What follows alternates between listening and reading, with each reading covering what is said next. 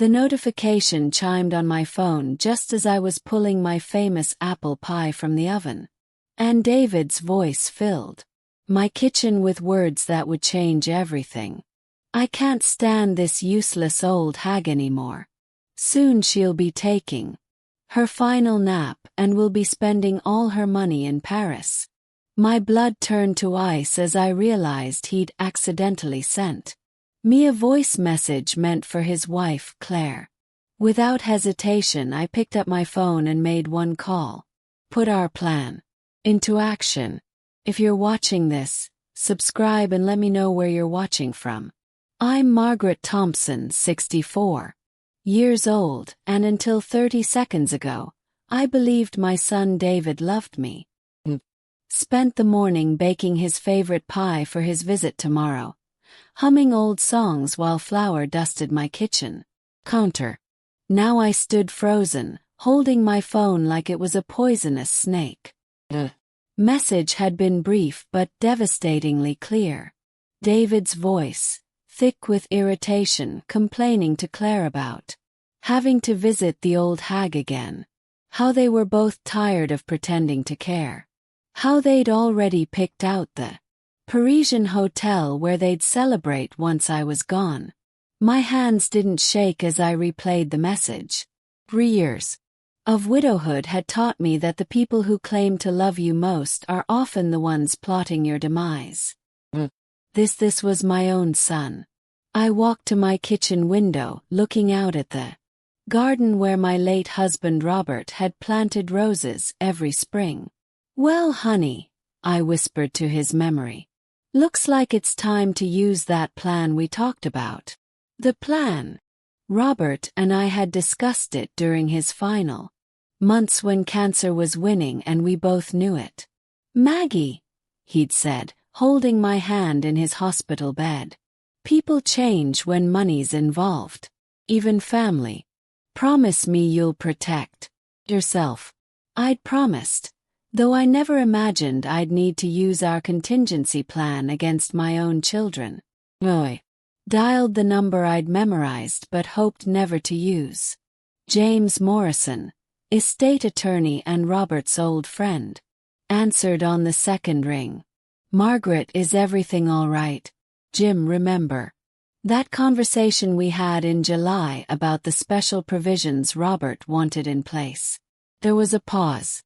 "Are you saying it's time?" "It's time. I'll make the calls. Everything will be in motion by morning." After hanging up, I looked around my kitchen. The pie sat cooling on the counter, golden and perfect. Tomorrow, David would arrive expecting his loving, gullible mother to serve him dessert, and probably ask for another small loan to help with his mortgage. Instead, he was going to discover that this old hag had been 3 steps ahead of him all along. My phone buzzed again. A text from Claire this time. "Looking forward to tomorrow. David can't wait for your famous pie." I smiled for the first time since hearing that message. "Oh, sweetheart," I thought. "Neither of you has any idea what's coming. I should have seen the signs earlier, but grief has a way of making you ignore red flags." The changes in David started subtle. Missed phone calls cancelled, visits, and a sudden interest in my finances and future planning. But looking back now, every interaction over the past 6 months had been leading to this moment. It began right after Robert's funeral when David pulled me aside at the reception. "Mom, you know Claire and I are here for you," he'd said, his arm around my shoulders. "But this house is so big for just one person. Have you thought about downsizing?" I'd brushed it off as concern. Sweet David, worried about his aging mother rattling around in a 4-bedroom colonial. How thoughtful. Then came the visits that felt more like inspections. Claire would comment on the antique furniture, the original hardwood floors, the charming old fixtures that could be updated beautifully. David would nod along, asking casual questions about property values and inheritance taxes. Last month they'd brought brochures, glossy pamphlets for senior living communities with names like Sunset Manor and Golden Years Estates. Places where I could enjoy my retirement without the burden of home maintenance. Look at these activities, Claire had gushed, pointing to photos of elderly people doing watercolor painting and yoga. You'd make so many friends. The kicker came 3 weeks ago when David suggested I meet with his financial advisor friend. Just to make sure your nest egg is properly managed.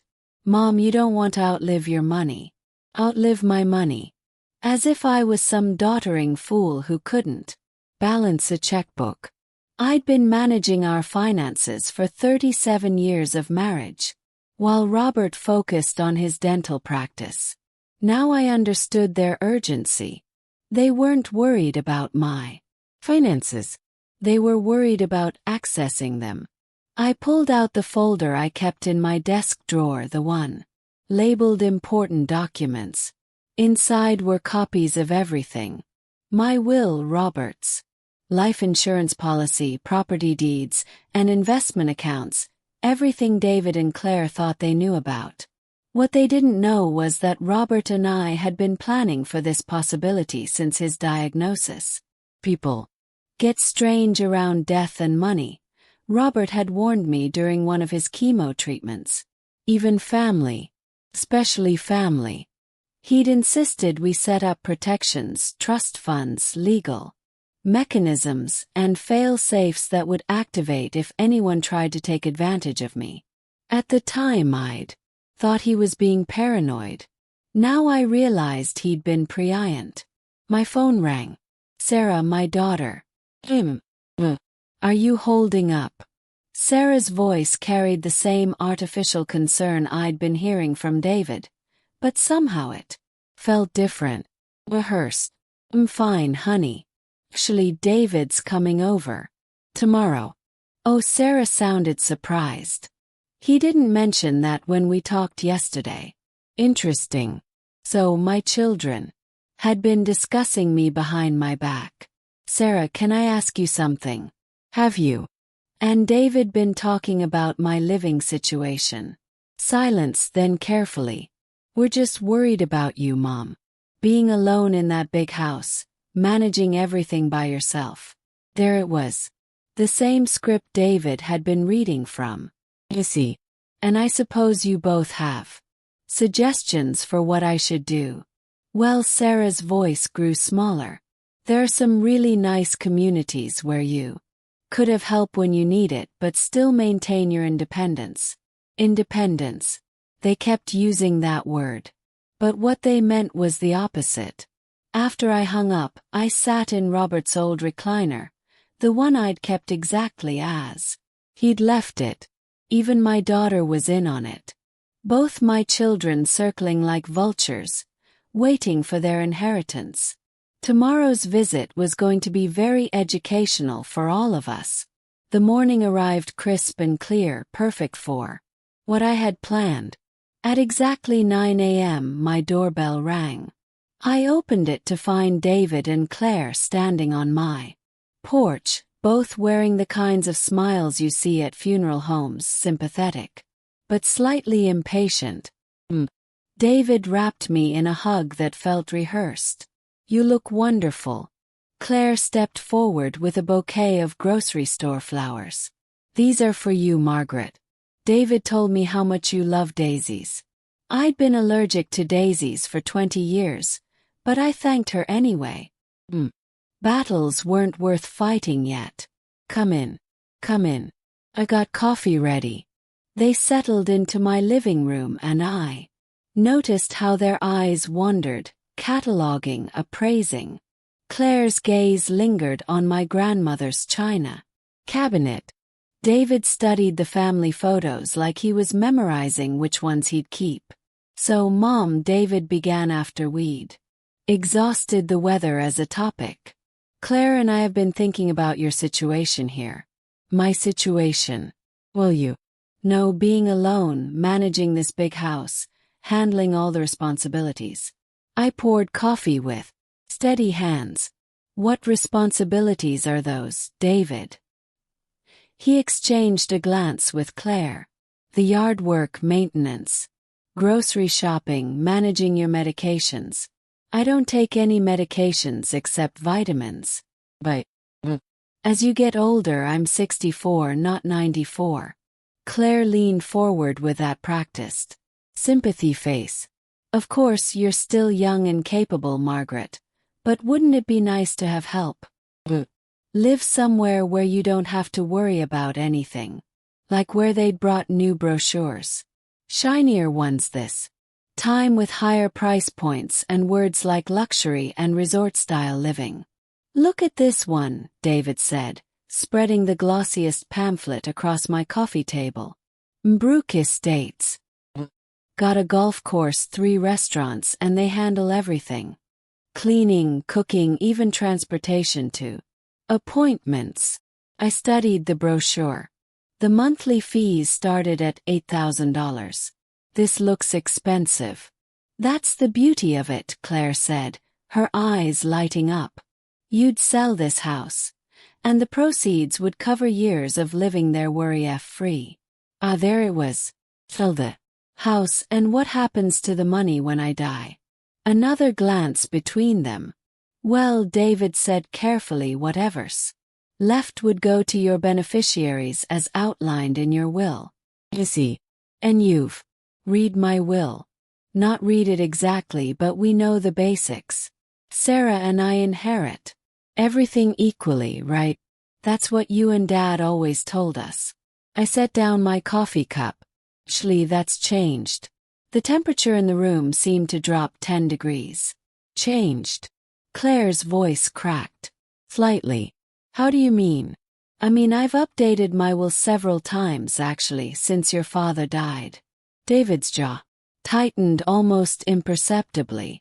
Mom, you should have discussed major financial decisions with us. We could have helped. You understand the implications. Oh, I understand the implications perfectly. I stood up and walked to my desk, pulling out a thick manila envelope. In fact, I have copies right here if you'd like to review them. Claire was gripping her purse so tightly her knuckles were white. Margaret, surely you don't need to make any drastic changes. Her original will was perfectly reasonable. Drastic. I raised an eyebrow. Interesting word choice. David stood up abruptly. Mom, I think we should all take a step back here.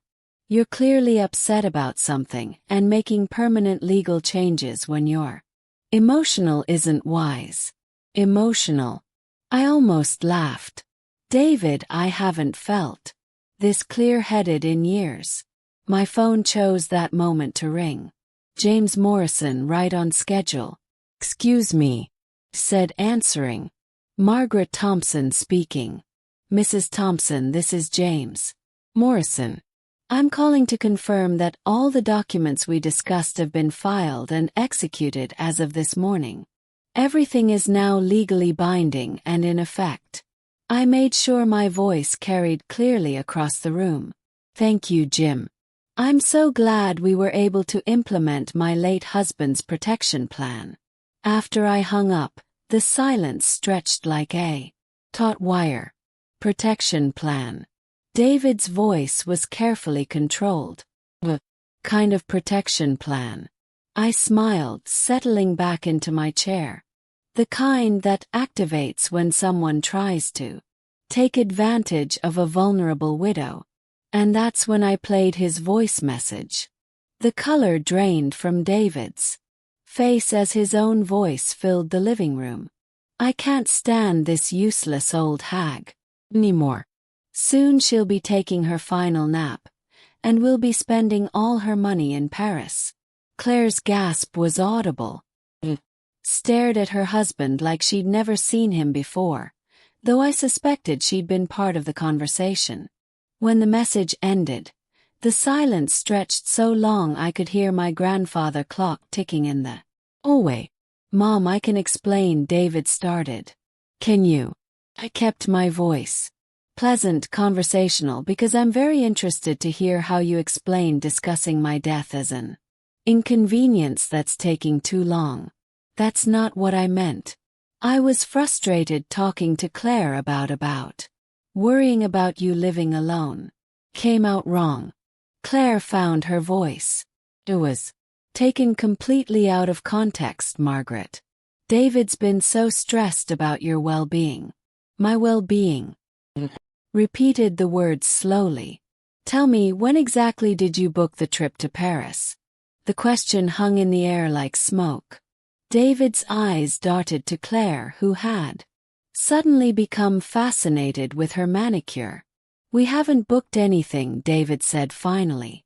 Pulled out my phone and showed them a screenshot.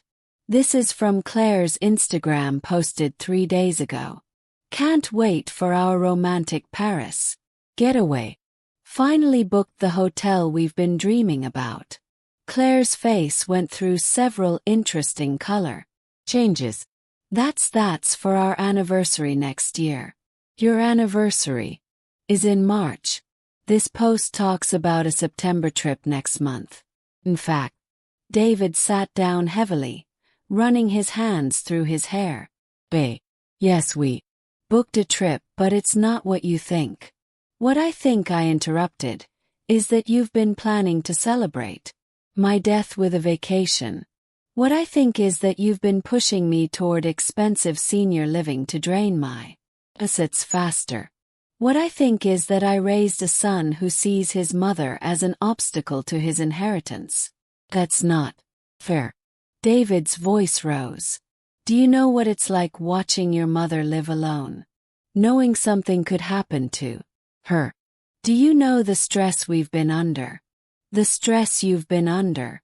I stood up, feeling anger coursing through my veins like electricity. The stress of wondering when I'll die so you can spend my money. Claire started crying.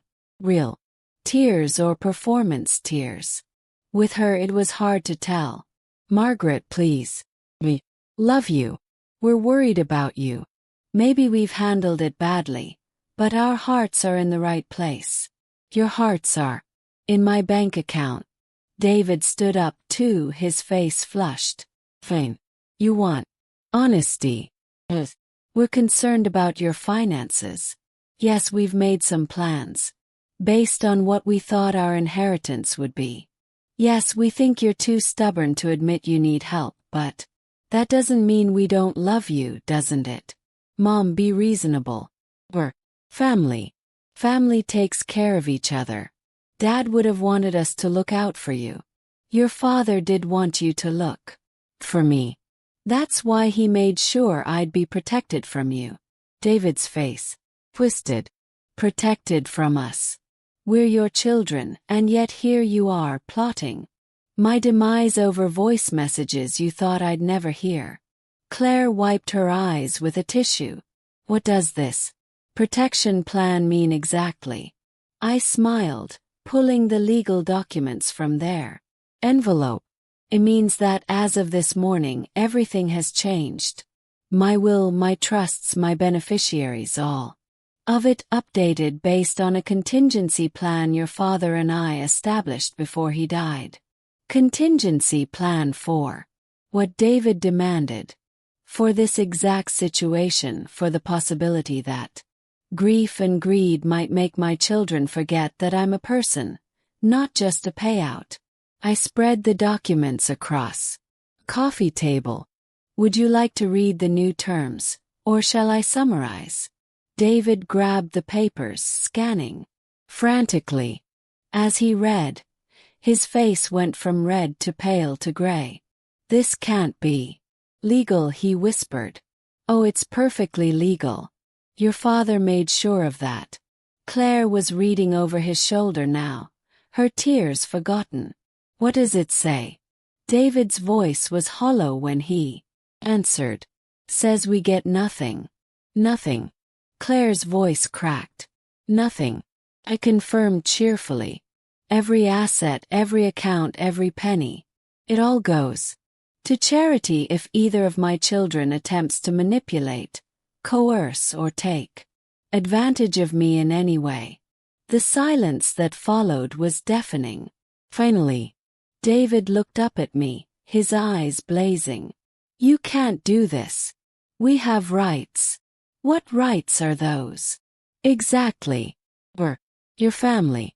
You deserve exactly what you've earned, I said calmly. And based on today's conversation, that appears to be nothing. Claire stood up abruptly. This is insane. We're leaving. Good idea. Agreed. And Claire, you might want to cancel that Paris trip. After they left, I sat in my quiet house for the first time in hours, letting the silence wash over me like a cleansing bath. My hands weren't shaking anymore. My heart wasn't racing. For the first time since Robert's death, I felt completely in control. My phone rang within 20 minutes. Sarah. David just called. David, he's furious. He says you've cut him and Claire out of your will. Completely. David says a lot of things, doesn't he? Did he also tell you about the voice message he accidentally sent? Me. Silence, then carefully. What voice message? I played it for her too. When it finished, Sarah was quiet for a long moment. Mom, I had no idea David felt that way about you. Didn't you? Because he mentioned that you two had discussed my living situation quite thoroughly. Another pause. We've talked about our concerns, yes, but I would never refer to you that way. What way, Sarah? Like you're a burden, like we're waiting for you to die. I leaned back in my aren't you, Mom? Sarah sounded genuinely shocked. How can you even ask that? Because for the past 6 months, both of my children have been pushing me toward expensive assisted living, asking about my finances, and making plans that assume I won't be around much longer. What exactly am I supposed to think? We're worried about you. You're living alone in a house that's too big for you. You never go anywhere. You don't date. I'm a widow, Sarah. I lost the love of my life. Forgive me if I'm not ready to sign up for ballroom dancing classes and singles mixers. Sarah's voice softened. I know, Mom. I know how much you love. But he wouldn't want you to stop living. I haven't stopped living. I've simply started living on my own terms, instead of everyone else's expectations. But the will stands.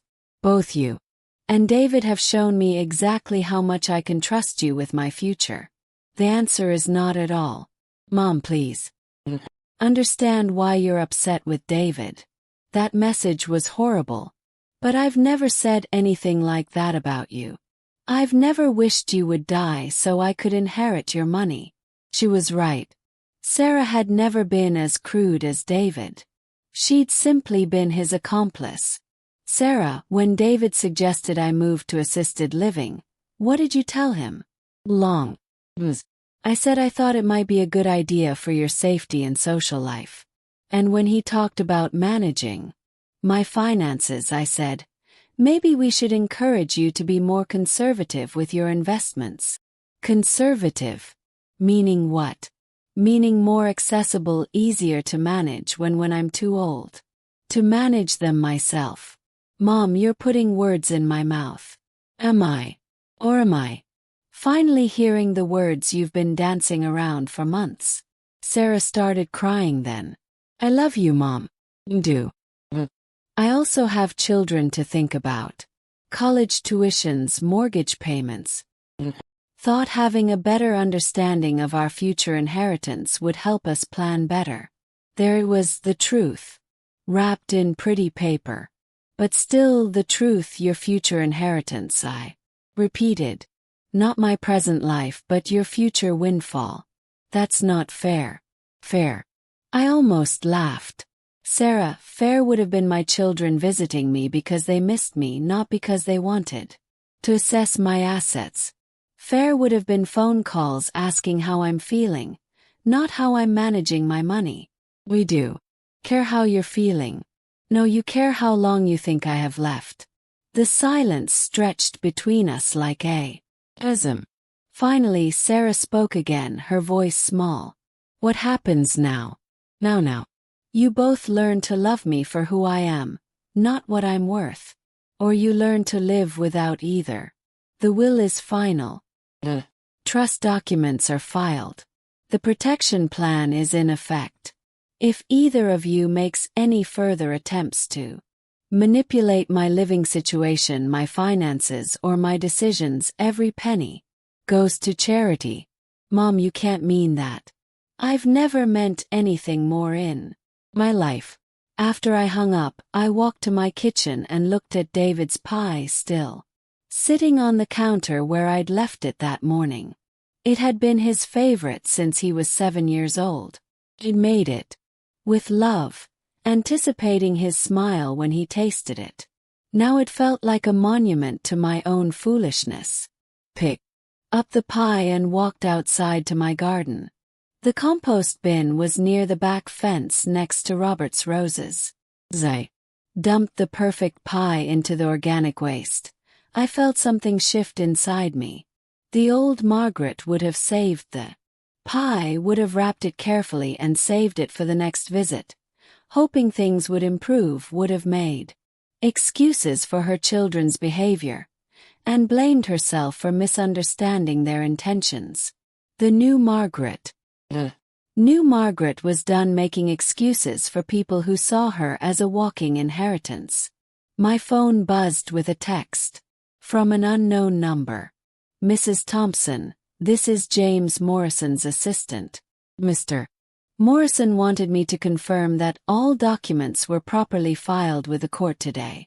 The new provisions are legally binding as of 4:00 p.m. this afternoon. I texted back. Perfect timing. Thank you. As I walked back toward the house, I noticed my neighbor Helen working in her garden. She waved and called out, "Everything all right over there, Margaret?" I saw David and Claire leave in quite a hurry. "Everything's wonderful, Helen," I called back. "In fact, I think things are finally exactly as they should be." 3 days passed without a word from either of my children. On the 4th day, my doorbell rang at 7 a.m. David stood on my porch, looking like he hadn't slept in a week. "Mom, we need to talk." I was in my bathrobe, coffee mug in hand, completely unprepared for drama this early.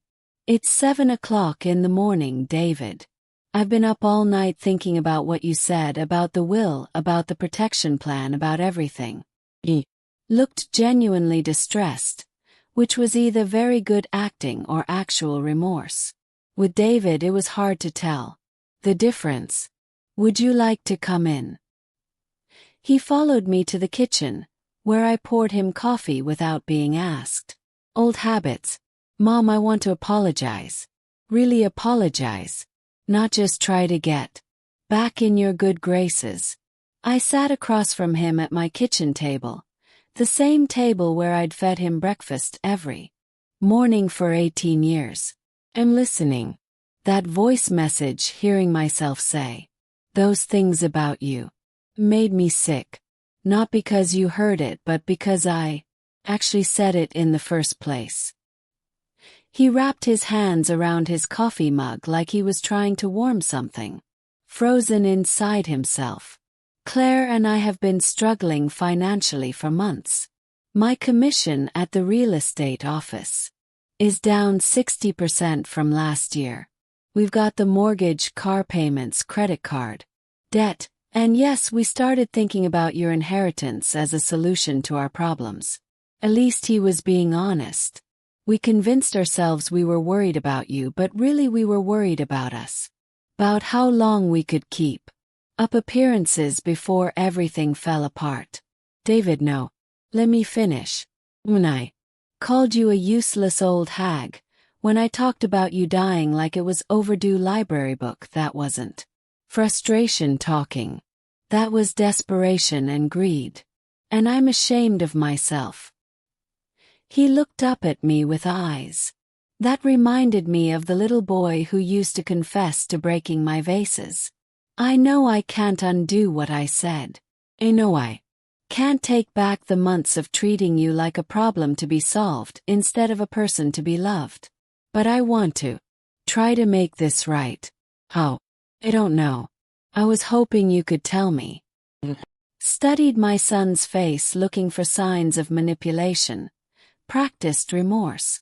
Calculated strategy. All I saw was exhaustion and what looked like genuine regret. David, do you remember when you were 12 and you stole $20 from my purse to buy comic books? He nodded, looking confused by the change of subject.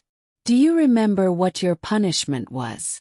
You made me return the comics and do extra chores to earn back the $20. And what did I tell you about trust? His voice was quiet. That it's easy to break and hard to rebuild. Exactly. You didn't just steal money from me, David. You stole my peace of mind. You made me question whether I could trust my own children to love me without ulterior motives. No. Do you? Because the way you and Claire look at this house, at my furniture, at my jewelry, it's not with appreciation or memories. It's with praise, lies. Like you're already dividing up the spoils. David flinched. You're right. And Sarah, she may not have said the words you did, but she's been just as eager to discuss my finances and my future living arrangements. Mom, what can I do to fix this? I leaned back in my chair. Considering I'm not sure you can, David. Trust isn't like a broken vase you can glue back together. Once it's shattered, there are always cracks. So that's it. I'm out of your life forever because of one horrible moment. One horrible moment. I raised an eyebrow. David, that voice message was just confirmation of what I'd been sensing for months. The subtle pressure to downsize, the questions about my investment strategies, the concerned looks when I mentioned home repairs or travel plans. We were worried. You were calculating. There's a difference. David put his head in his hands. So what happens now? Lose my mother because I was stupid and greedy. You don't lose me because you were greedy, David. You lose my inheritance because you showed me I can't trust you with it. He looked up sharply. There's a difference. Could be. If you can prove to me that you value our relationship more than my bank account. How do I do that? He stood up and refilled my coffee cup, buying time to think. You start by accepting that the will isn't changing back, that the money is gone, the inheritance is off the table, and your mother is not a retirement plan. Okay. You start calling me because you miss me, not because you need something. You start visiting because you enjoy my company, not because you want to assess my competency. Can do that. And you start treating me like a person with my own wants and needs, not like a problem that needs managing. David was quiet for a long moment. Then he said, Mom, what do you want? Not what we think you should want, but what you actually want. It was such a simple question, but no one had asked me in 3 years. I want to travel, I said without thinking. I want to see Ireland and Scotland, places your father and I always planned to visit. I want to take a cooking class and learn to make real Italian pasta. I want to read books without feeling guilty about spending money on myself. David smiled. The first genuine smile I'd seen from him in months. Then why don't you? Because every time I mention travel or classes or spending money on experiences, you and Sarah start talking about fixed incomes and the importance of preserving capital. We were idiots. Yes, you were. We sat in comfortable silence for a few minutes. Then David asked, Is there any chance, any possibility at all, that you might change your mind about the will? I looked at my son, really looked at him, and saw something I hadn't seen in months. I saw the boy who used to bring me dandelion bouquets, Who called me? When he got his first job, who cried at his father's funeral, not just for his loss, but for mine? Ask me again in a year, I said, after you've shown me that you can love me without expecting anything in return. For the first time since that awful voice message, David smiled like he meant it. Can do that. We'll see, I said. But for the first time in days, I felt something that might have been hope.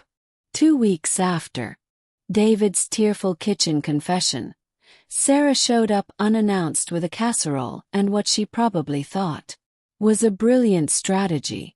I watched through my window as she practiced her approach in the driveway, adjusting her expression from concerned daughter to loving caregiver. She chirped when I opened the door. Brought your favorite tuna noodle casserole. It hadn't been my favorite since 1987, but I let her in anyway. Sometimes you have to let people hang themselves with their own rope. How thoughtful, Sarah. The occasion. She bustled around my kitchen like she owned it, heating the casserole and setting my table with my own dishes. Can't a daughter just want to spend time with her mother? Can. But in my experience, daughters who show up with casseroles usually want something. Sarah's smile flickered. You've become so cynical lately. I prefer the term realistic. We sat down to eat her mediocre casserole, and I waited for the real reason for her visit. Came during dessert. I've been thinking about our conversation last week, she said, cutting into the store-bought pie she'd brought about David's message and the will and everything. Have you? And I realized something. David was wrong to say those horrible things. But maybe we've all been approaching this wrong. I sipped my coffee and waited for her pitch. Instead of talking about your future care needs, maybe we should be talking about your present happiness. What would make you feel most fulfilled right now? Interesting. A different approach, but still an approach. What do you think would make me happy, Sarah? Well, you mentioned wanting to travel, to take classes. Maybe instead of worrying about conserving money, you should be spending it on experiences. That's a remarkable change of opinion from someone who was concerned about my conservative investment strategy last month. Sarah's cheeks reened. I was wrong about that. Let fear about the future prevent me from seeing your present needs. Fear of what exactly? Fear that you might outlive your money and we'd have to support you financially. Finally, some honesty. And now I think that's our problem to worry about, not yours. You should live the life you want while you can. I leaned back in my chair, studying my daughter's face. She was good, better than David at manipulation. Actually, this approach was more sophisticated, more emotionally intelligent. Sarah, do you know what your father used to say about you? She shook her head. He said you were the most dangerous kind of smart enough to tell people what they wanted to hear so convincingly that they forgot to look at your real motives. Mom, it was meant as a compliment. Your father admired strategic thinking. I'm not being strategic. I'm being honest. Are you? Because this newfound support for my spending money, does it have anything to do with the fact that if I spend it all, there's nothing left for either of you to inherit? Sarah's fork paused midway to her mouth. Think about it, I continued.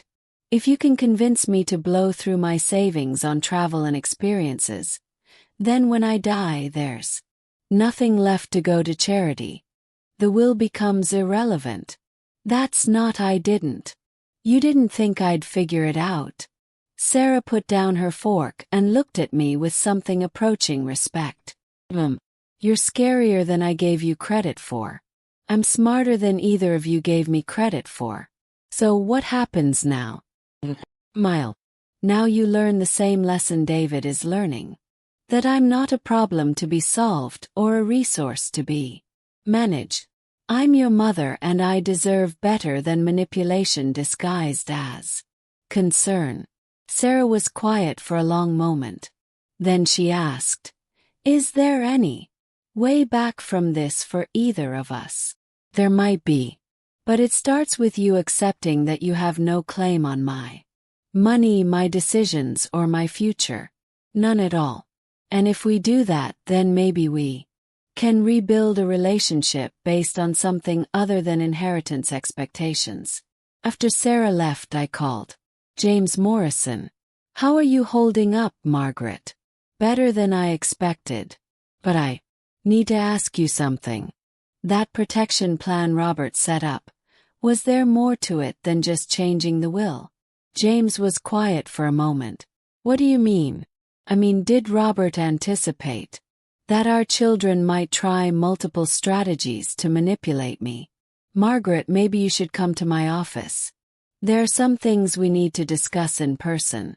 Something in his tone made my stomach clench. "What kind of things?" "Kind that require privacy and documentation. Can you come tomorrow morning?" After I hung up, I sat in my living room wondering what other surprises Robert had planned. My husband had always been 3 steps ahead of everyone else. It's what made him a successful dentist and a shrewd investor. But what else had he anticipated about our children's behavior? James Morrison's law office occupied the 2nd floor of a restored Victorian downtown. I'd been there dozens of times over the years, but walking up those stairs the next morning felt different, more ominous. "Margaret, thank you for coming." James hugged me, like we were family, which in many ways we were after 30 years of friendship. He led me to his private office and closed a door. On his desk was a thick file labeled Thompson Family Trust. Confidential provisions. "Before we begin," he said, settling behind his desk, "I need you to know that everything I'm about to show you was Robert's idea." He made me promise not to reveal these details unless specific triggers were. "What kind of triggers?" "Evidence that either of your children was attempting to manipulate or defraud you." My mouth went dry. Defraud. James opened the file and pulled out a stack of documents. "Robert hired a private investigator 6 months before he died. He wanted to understand your family's true financial situation and motivations." "What, Margaret?" "Robert loved your children, but he wasn't blind to their character flaws. He was particularly concerned about David's spending habits and Sarah's sense of entitlement." James spread several photographs across his desk: credit card statements, bank records, mortgage documents. "David and Claire aren't just struggling financially. They're drowning. They've refinanced their house twice, maxed out 6 credit cards, and taken loans against David's 401k. They owe over $200,000 in consumer debt." I stared at the numbers, my head spinning. How did they hide this? Carefully. But Robert's investigator was thorough. He showed me more documents. Sarah and Tom aren't much better. They're carrying $150,000 in debt, mostly from trying to maintain a lifestyle they can't afford. Private schools for the kids, expensive cars. That kitchen renovation last year, all financed. So their concern about my finances was really concern about their own. They need your inheritance. Margaret, desperately. Without it, both families face bankruptcy. James pulled out another folder. But that's not the worst part. My stomach clenched tighter. There's worse. 3 months ago, David took out a life insurance policy on you. Big one. The room seemed to tilt. What? $2 million with him as the beneficiary. He listed himself as having an insurable interest due to being your caregiver and financially responsible for your welfare. I couldn't speak. couldn't breathe. Margaret, are you all right? A life insurance policy, I whispered on me. Gets worse. The policy has a clause that pays double for accidental death. The voice message suddenly made terrible sense. Not just wishing I would die, but potentially having reasons to help that along. James, are you telling me that my son might actually? I'm telling you that. Robert anticipated this possibility and put protections in place. He pulled out one more document. This is a letter Robert wrote to be opened only if evidence of fraud or potential harm emerged with shaking hands. I took the envelope marked for Margaret if the worst happens. Inside was a single sheet of paper in Robert's careful handwriting. My dearest Maggie, if you're reading this, it means our children have shown their true colors. I'm sorry I was right to be suspicious. And I'm sorrier that you had to discover their betrayal, but I want you to know that you're not helpless. The investigator I hired continues to monitor the situation. If either David or Sarah has attempted to harm you, financially or physically, evidence will be provided to the authorities. You are stronger than you know, smarter than they realize, and richer than they suspect. The account information at the bottom of this page will show you exactly how rich. Take control, my love. Show them that you're nobody's victim. Love always. Robert P.S. Check account 443-7291. At First National. The password is RoseGarden224. I looked up at James with tears in my eyes. Robert knew all along. He knew enough to protect you. The question is, what do you want to do with this information? I thought about David's tearful confession in my kitchen, his promises to do better. I thought about Sarah's casserole and her newfound encouragement for me to spend my money. All of it. Every conversation, every visit, every concerned phone call had been contaminated by their desperation and greed. I want to see the account Robert mentioned. James turned his computer screen toward me and logged into the bank's website. When the account balance appeared, I gasped. $3.20 million. 3 times what my children thought I was worth. Robert moved money throughout your marriage, James explained. Small amounts, carefully invested, completely legally. He created a safety net that you could access if you ever needed to disappear or start over. Disappear. Margaret, your son has a $4 million reason to see you dead. Your daughter knows about the policy. The investigator confirmed she was present when David applied for it. The room was spinning again. They're both in on it. It appears. I sat back in my chair, my mind racing.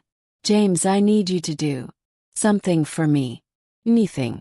I need you to arrange a family meeting, all of us, here in your office tomorrow if possible. Are you sure that's wise? I smiled, feeling something cold and hard crystallizing in my chest. Oh, I'm very sure. It's time my children learned that their mother is full of surprises. The family meeting was set for 2 p.m. the following day. I spent the morning preparing, not just mentally but practically. I called my neighbor Helen and asked her to keep an eye on my house. I transferred money from my secret account to my checking account. I made arrangements that my children knew nothing about. Most importantly, I called the private investigator James had mentioned. Mrs. Thompson, this is Daniel Rivers. I worked for your late husband. Mr. Rivers, I understand you've been monitoring my children's activities, among other things. Yes, ma'am. Your husband was very thorough in his instructions. I need to know everything, not just the financial information, but everything they've done over the past 6 months. What he told me over the next hour made my blood run cold. David hadn't just taken out a life insurance policy. He'd been researching my health conditions, my medications, and had even called my doctor's office, pretending to be concerned about my mental competency. Sarah had been subtly poisoning family friends against me, suggesting I was becoming confused and paranoid, setting the stage for questions about my decision-making capacity. Together, they'd consulted with a lawyer about having me declared incompetent. Mrs. Thompson, Daniel said, carefully, I need to ask you something. Are you planning to confront them directly? I strongly advise against. If they're desperate enough to consider, he paused. If they're desperate enough to take extreme measures, confronting them might accelerate their timeline. Mr. Rivers, my children may be greedy and manipulative, but they're not murderers. Ma'am, with respect, people with $2 million in life insurance policies and 6F-figure debt loads have killed for less. His words hung in the air like smoke from a funeral pea. Are you suggesting I should just hide and hope they don't succeed in having me declared incompetent or worse? I'm suggesting you let the professionals handle this. We have enough evidence to bring criminal charges for the insurance fraud alone. I thought about David's tears in my kitchen, Sarah's casserole, and concerned smiles. Had any of it been real? Mr. Rivers, I appreciate your concern, but I've been handling my own problems for 64 years. I'm not starting to hide now. At 2 p.m. sharp, I walked into James Morrison's conference room, where David, Claire, Sarah, and Tom were already seated around the mahogany table. They looked uncomfortable, probably wondering why they'd been summoned to a lawyer's office. Thank you all for coming, I said, taking my seat at the head of the table. I thought it was time we had an honest family discussion. James sat beside me with 3 thick files in front of him. Sarah began. What's this about? It's about truth, Sarah. Something we haven't had much of in our family lately. David shifted nervously. This is about the will again. Oh, it's about much more than the will. I nodded to James, who opened the first file. David, would you like to explain to everyone why you took out a $2 million life insurance policy on me? The silence was deafening. Claire's face went white. Sarah's mouth fell open. I don't know what you're talking about. James slid the insurance documents across the table. Policy number 774-9382. Dated 3 months ago. Beneficiary, David Michael Thompson. David stared at the papers like they were written in a foreign language. Mom, I can explain. Please do. Explain why my son needs $2 million if I die accidentally. It's not like that. It's just we were worried about funeral expenses. Estate taxes. Estate taxes on what estate? David, according to you, I'm spending all my money on frivolous travel. Sarah found her voice. David, please tell me you didn't actually do this. Sarah, you know about the policy, I said calmly. Mr. Rivers has photos of you at the insurance office with David when he applied. Sarah's face crumpled. Mom, it wasn't supposed to be like this. What was it supposed to be like? We were desperate. We owe so much money and we thought if something happened to you naturally. Naturally, I repeated. But the policy pays double for accidents. The room was so quiet you could have heard a pin drop. You want to know what's really interesting? I continued.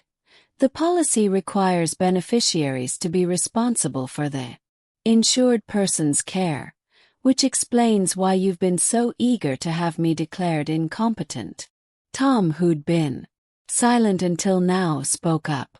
Margaret, surely you don't think we would actually hurt you?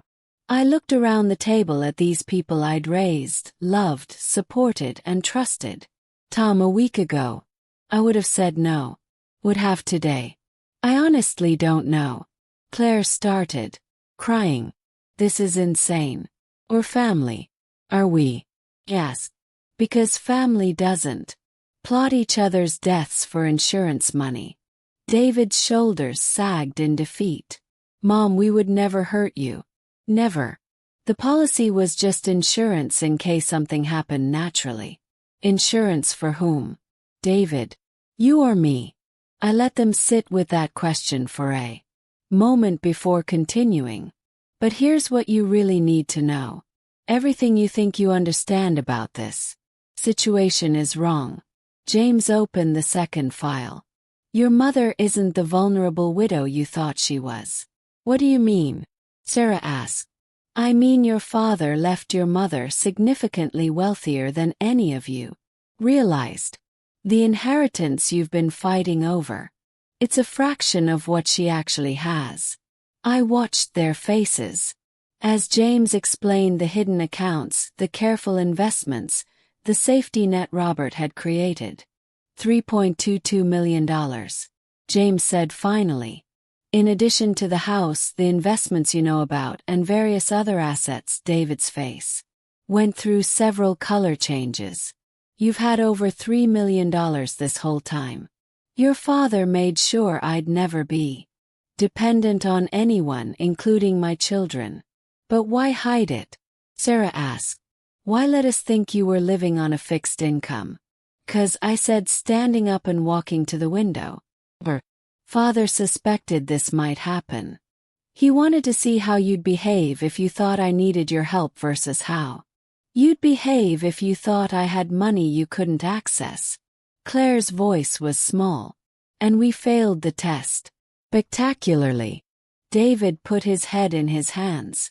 So the will that cuts us out only covers the assets you knew about, the money that could have been yours if you'd shown me love instead of greed.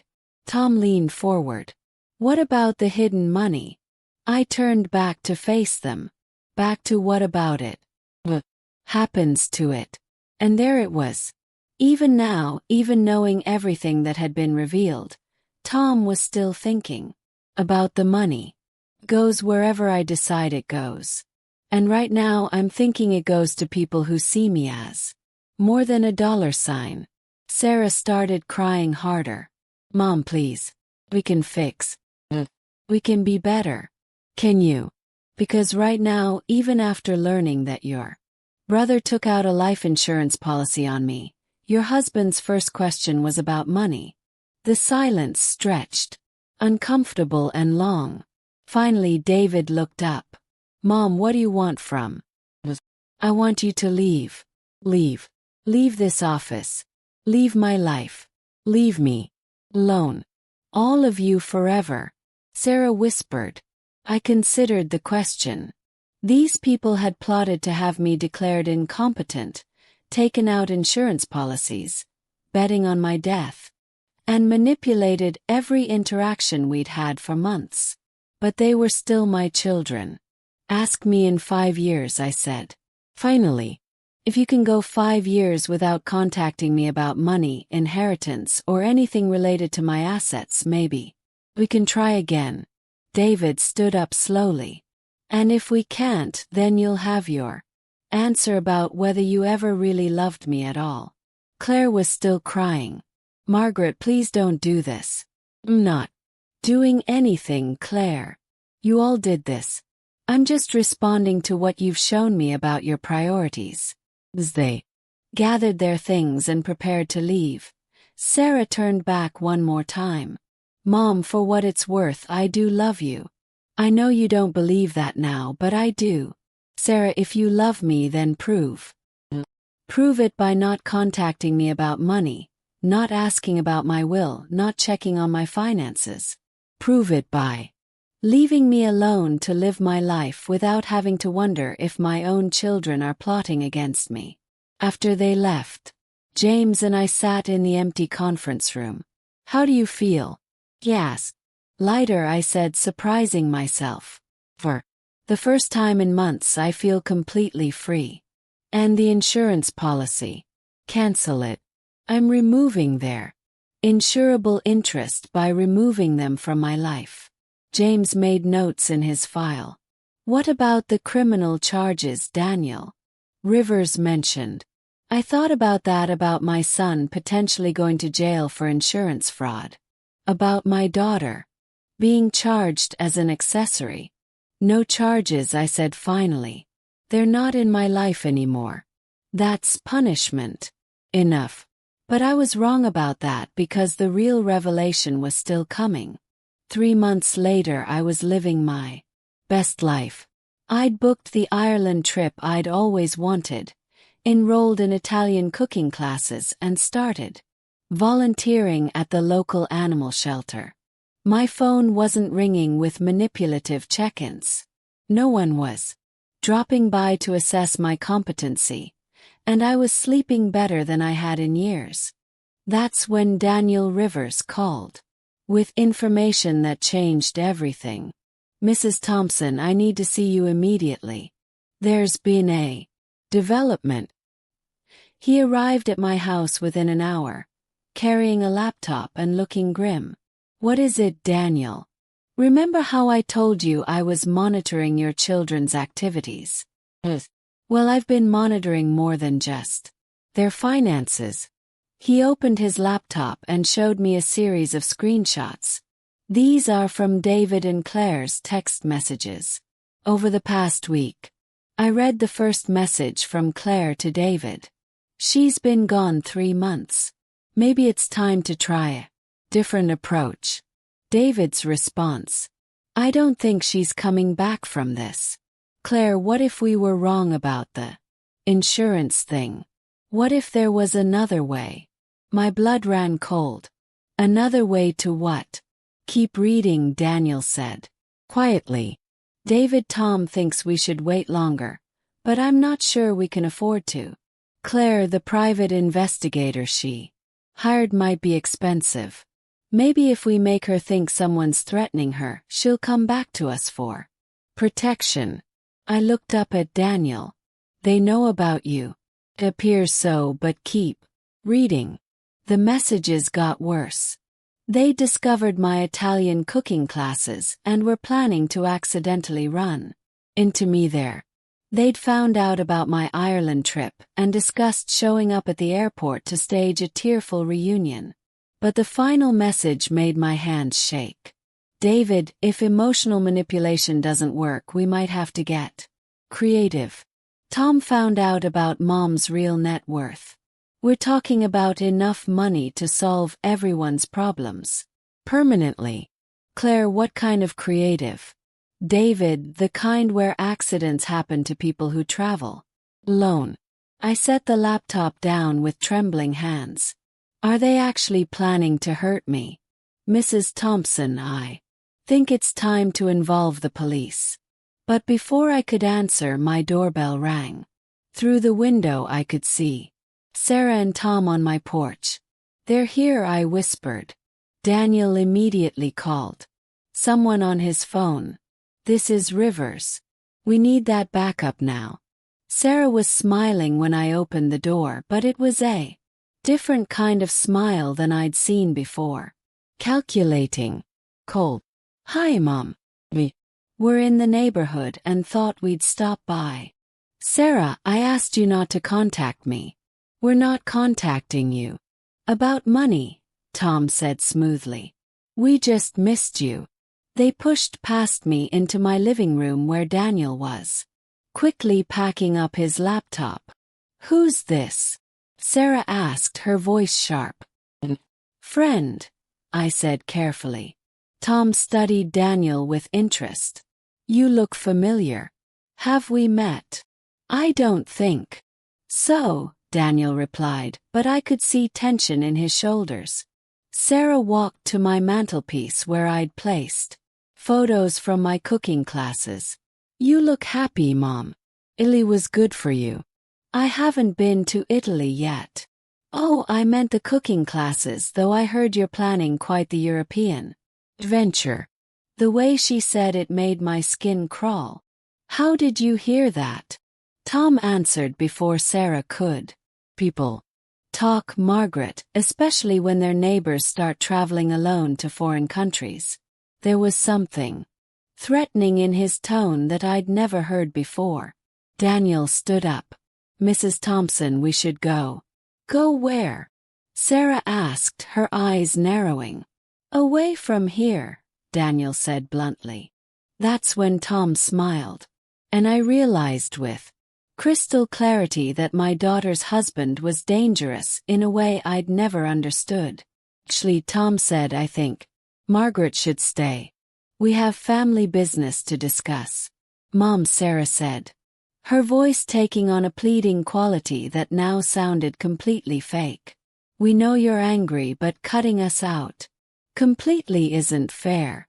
We're your children and we deserve something, Tom added. After all these years, after everything we've done for you, we deserve security. The mask was completely off now. Security? Repeated. You mean my death? Sarah's fake smile faltered. Don't be dramatic.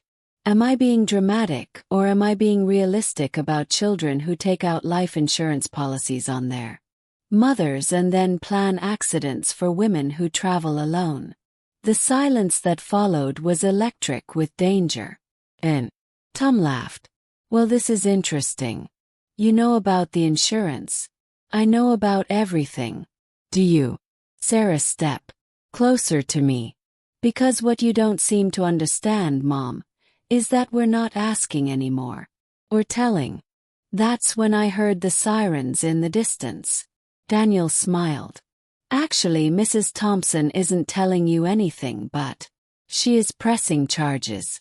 As the police cars pulled into my driveway, Tom's expression shifted from confident to furious. You called the cops. I called them 3 months ago, I said calmly. When I discovered the insurance fraud, the conspiracy to have me declared incompetent, and the plans to engineer my accidental death, Sarah grabbed my arm. Mom, you can't do this to us. Or family. I looked into my daughter's eyes and saw a stranger. No, Sarah. Family doesn't plot murder for money. As the police officers entered my house, I felt something I hadn't experienced in years. Complete and total freedom from the people who'd been slowly poisoning my life with their greed. Daniel handed the officers a thick file of evidence while I watched my children and their spouses being read their rights. Mrs. Thompson, the lead detective, said, You're very lucky your husband was smart enough to protect you. Yes, I agreed, looking around my house that finally felt safe again. Robert always was 3 steps ahead of everyone else. 6 months later I was sitting in a cafe in Dublin, writing postcards to my friends back home, when my phone buzzed with a message from an unknown number. It was from David, sent from prison. Mom, I'm sorry for everything. I hope someday you can forgive me. I stared at the message for a long time, then deleted it without responding. Some bridges, once burned, can never be rebuilt. But sometimes, that's exactly how it should be. As I sealed the postcard to my neighbor Helen describing the beauty of Ireland and my plans to see Scotland next, I realized that losing my children had been the most liberating experience of my life. Because for the first time in years, I was free to be myself without worrying about who was plotting against me. That I decided was worth more than any inheritance. The story continues in the next chapter in the next linked video. But first, I need you to subscribe to join the family as we are looking forward to hit our first 10,000 subscribers target, and feel free to share your story in the comments. You matter, your voice does too.